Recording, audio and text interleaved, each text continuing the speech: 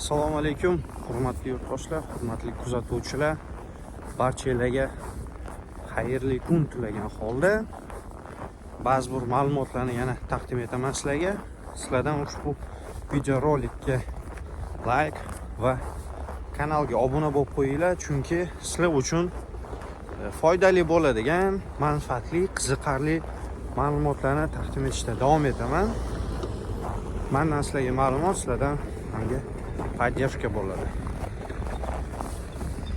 Hurmatli yurtdoshlar, ko'pchilik Zoltaya korona mavzusida murojaat qilgani uchun, shu mavzu qiziq bo'lgani uchun sizlarga ma'lumotlarni shu mavzu doirasida taqdim etishda davom etaman, lekin bundan tashqari boshqa savollarni yo'naltirsanglar bo'ladi.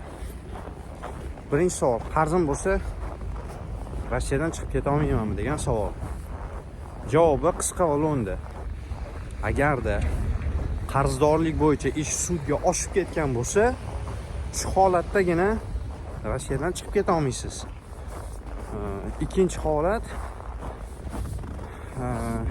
Rossiyaga kirib kela olamanmi qarzim bo'lsa degan savolga, Rossiyaga kirib kelaverasiz, kirib kelishga hech qanaqa ta'siri, daxli bo'lmaydi qarzi.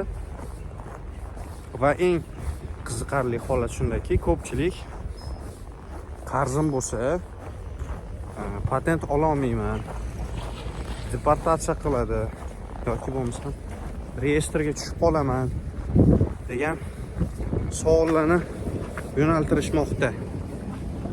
Lekin patent olishga, reyestrga Zoltaya koronani hech qanaqa daxli ham, ta'siri ham yo'q. Bemalol patent olaverasizlar. Reyestrga tushib qolgan bo'lsanglar, bu hech qanaqa qarzi, daxli, ta'siri yo'q. Korona sizlarga aloqaga chiqqanda ko'pincha holatlarda aniqladim, ko'pchilikni qo'rqitadi, do'q-popsa qiladi. Sizni qarzingiz bo'lgani bilan sizga nisbatan bunaqa muomala qilishga hech qanaqa haqqi yo'q va bu narsa uchun hech qanaqa deportatsiya yoki qamoq jazosi yo'q.